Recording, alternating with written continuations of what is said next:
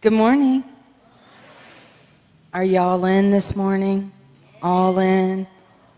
Are you that pearl that's going to shed its shell and brush against everything?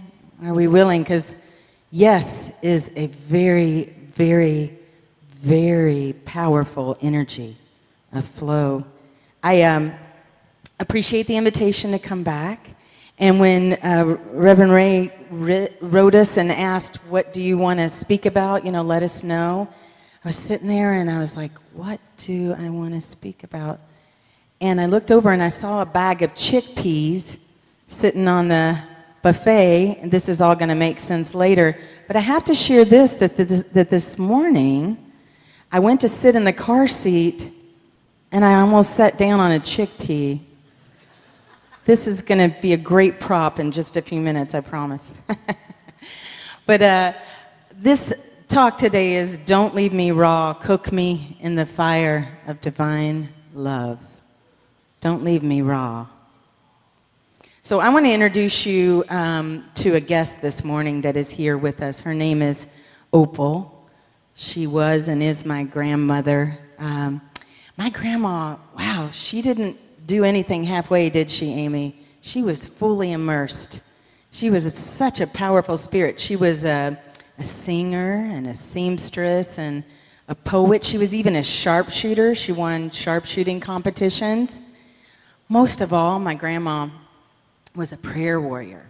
And there was a time in her life when she wasn't a prayer warrior, but when my grandma became a prayer warrior, she dedicated a little closet under her steps to be her prayer closet. And every day she went in there and she would wail and travail in prayer. And so this woman has deeply, deeply inspired my journey. And there were these times that she would completely inspire and captivate me and then simultaneously freak me out. And I'm going to share with you some examples. So we would just be sitting in her living room doing what you do with grandma, right? You go through the photo albums, you create a scrapbook, you organize thread spools, things like this. When my grandma all of a sudden said, life is like a dressing room for eternity. I mean, we're just making a scrapbook, and I'm like, whoa. So she had my attention, but I excused myself really quickly. I was like, wow, okay, just a sec. And I went to the bathroom and I wrote it down. Life is a dressing room for eternity. And later became a song for us and an album. She was a messenger. She was a mystic of the highest order, and she took every opportunity she had to teach and preach. Everything had a spiritual metaphor, which was so powerful. And by the way, everything does have a spiritual metaphor if we're really, really willing to take what is being offered to us in every moment. So the most intense thing Grandma ever said to me was at dinner time, and she was just passing the peach preserves to me, and she said, in South Africa, there are people with powers who cast spells on other people that causes feathers to grow out of the pores of their skin. I nearly dropped the preserves. I was like, whoa, Grandma, wow. Well, she kept getting my attention throughout my life, as you can imagine, So one day, and this teaching comes into this talk today, she was frying up cornbread. My grandma was an amazing cook. Greens, cornbread, and a big pot of pinto beans.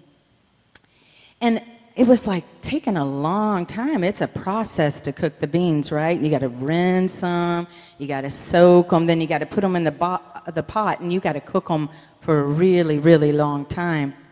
When she was doing this, she took this moment to be another teaching and preaching moment, and she said, these beans will be mighty good if we endure the process. It might feel like it's taken a long time, it might be intimidating, but it's worth what it takes. Our spiritual journey is like this. We need not skip the steps or rush the process if we want the flavor. It's like, whew. Hours went on, and she kept going through the process, and then out of nowhere she said, "Skim the foam." I was like, skim the foam. You got to skim the foam. When you cook the beans, all the nasty gases float up to the top. That doesn't taste good. You want to skim it off. Skim it off. Get down to the good flavor. Let all that's rising to the top be seen, and then release it. Let it go. So when I was thinking about this talk this morning, I was remembering that my grandma said, our souls are like that.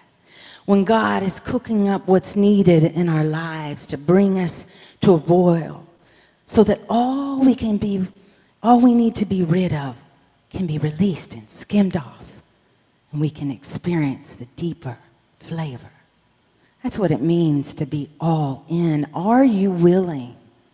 Are you willing to say yes to whatever is being brought to a boil in your life, so that all those nasty gases can come up to the top of the pot and can be seen, to be healed, to be skimmed off? I don't know about you, but there have been times in my life, and especially over the past few years, where I felt like I was being brought to a boil. Both Amy and I lost our dads. We lost 2 dogs and a cat. I had 3 major surgeries, one with serious complications. And like you, at times I have my moments like, why does this keep happening? And can I handle this anymore? Can I take any more? But I made a choice. When my dad died, I said, you know what? I'm not squandering this. There's a gift in here somewhere. There's this tenderness and softening that's happening in me that's absorbing all these other flavors, and it's making my life more rich, and it's making my experience deeper. And all of this that I've shared might just be a drop in the pot, if we're going to use cooking metaphors this morning, to what you're enduring or what you've endured. But I'm going to share something with you. It is a miraculous and magical moment when we realize and when we accept and surrender to the fact that this boiling process is for our benefit, that there's a gift in it. We're sometimes content just to stay barely cooked. Maybe we don't want to be raw, but we'll be barely cooked. We'll come here on Sunday morning, right? We might listen to a podcast during the week and then come back again on Sunday and just feel like, wow, my spiritual growth is like moving, at this pace.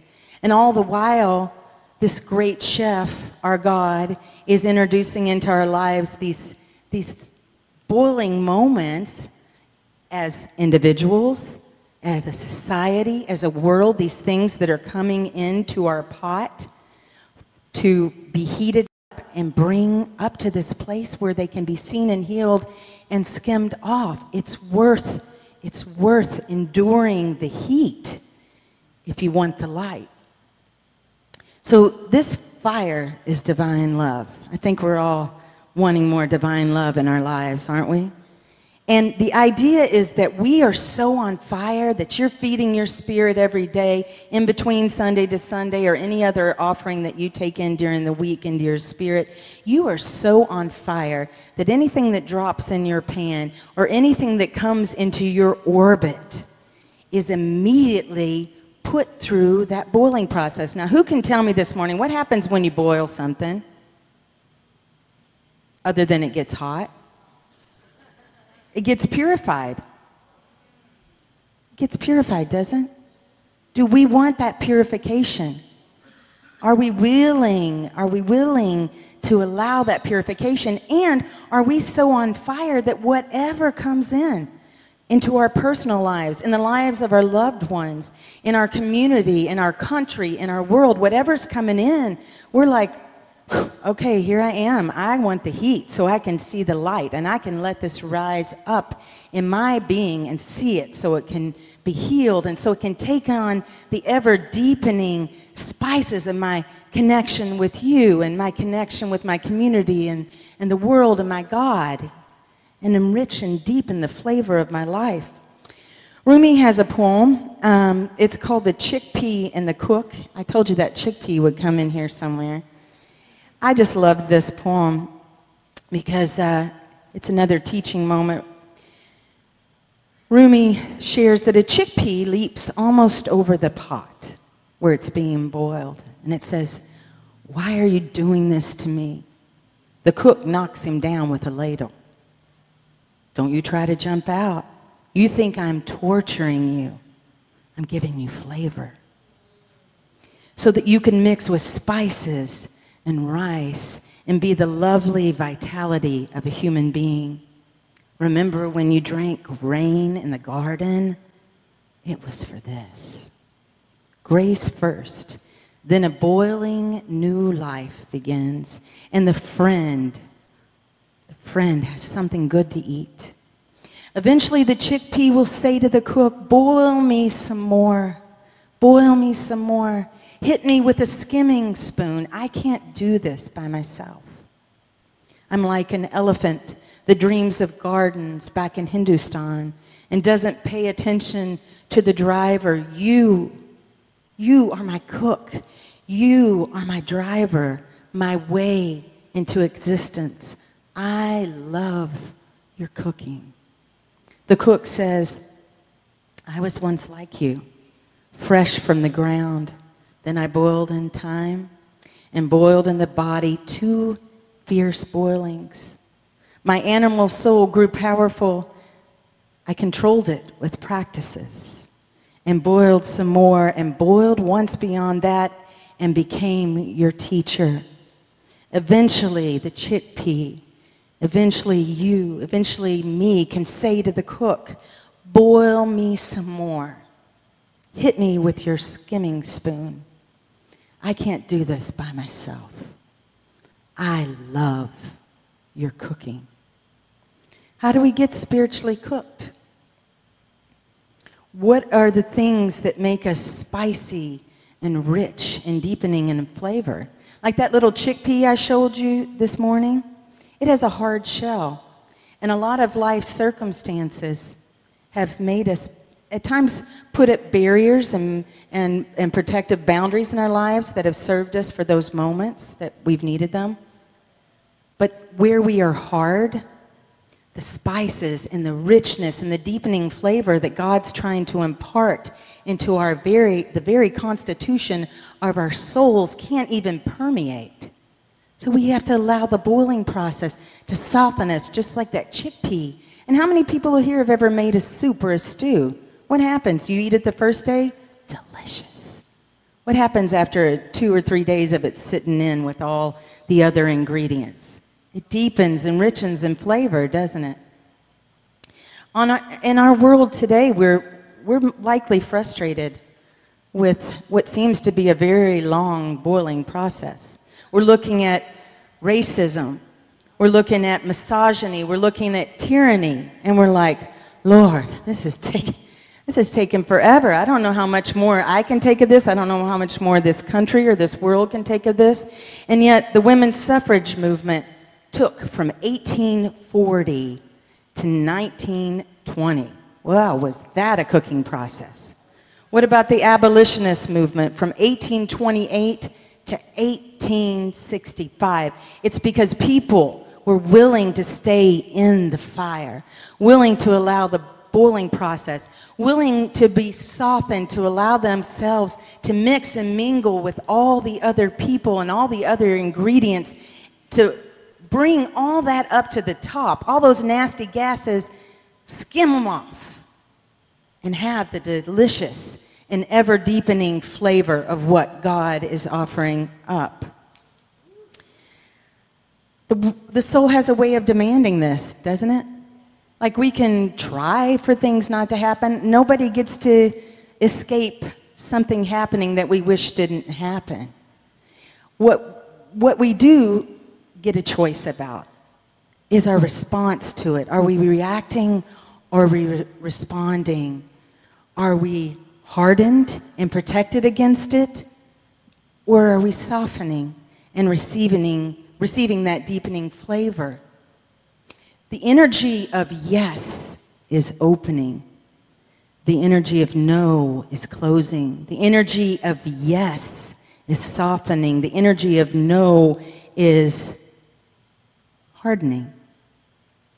So are we saying yes? Are we all in? I want to invite Miss Amy up here. She's going to be my volunteer. How many people, oh yeah, you didn't know you were going to do this morning. Don't you love it? But you're supposed to say yes. You're supposed to demo saying yes. Okay. How many people are familiar with the phrase, yes, chef? Okay, a handful. So this phrase was brought vividly into consciousness by a reality TV show called Hell's Kitchen. You remember this? And Chef Gordon Ramsay, he had a pretty intense personality, so you're going to have to bring out, yeah. You're going to be okay. She's got this. I do this as an illustration. You can come over here, or we can just do this. How about this?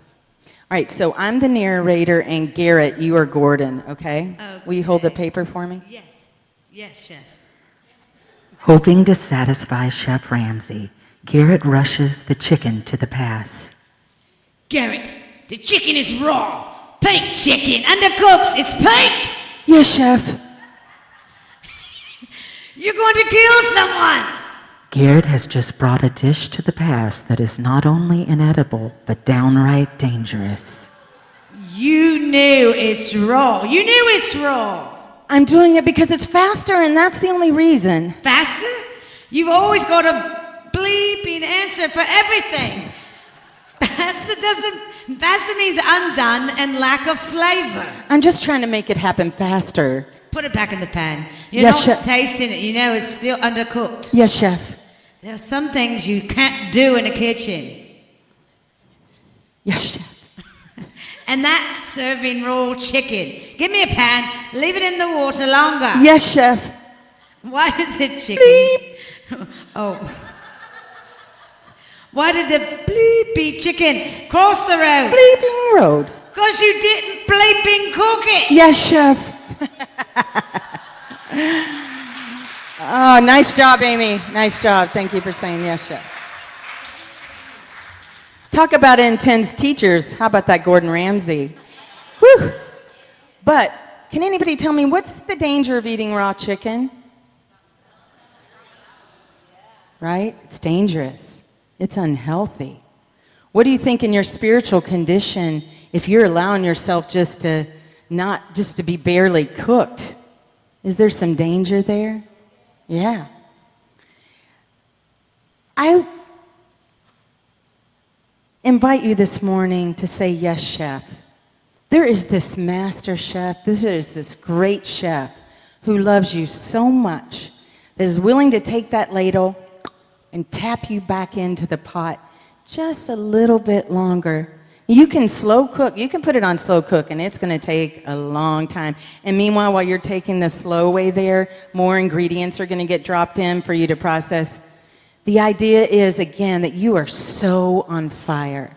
You are so on fire that you allow the heat to be turned up so that you can see the light. Thomas Keating said the most intimate of mystical experiences seems to be taste, in which we receive, so to speak, the kiss of God in our inmost being. Spirit, which is the most sweet kiss, pours into our inmost being the fire, the light, the life, and the love. Unconditional and infinite love, which is the ultimate source of all creation and the universe. The spiritual sense of taste is intimate. It's an inlet into knowing God more intimately. The psalmist knew this. The psalmist said, "Oh, taste and see the goodness of God." What are the flavors of your deliciousness? Are you willing to allow the process so that anger and fear and anxiety and judgment can get brought to that boiling point and get that hardness gets softened into love and compassion and trust and joy? What are the flavors of your deliciousness? Do you taste good in your mouth? Do you taste good in the mouths of others? Because when we share meals, that's an intimate exchange. When we share interactions with each other, that's an intimate exchange. Ask yourself, am I ready to endure the process, to allow the richest flavor, that is being offered in my life. May we all say, boil me some more. And instead of getting an amen this morning, can I get a yes, chef? So I'm going to ask you some questions right here in this sacred moment of mingling that we've been having together. Is God good? Are you good? Is life good? Yes, chef. Thank you so much.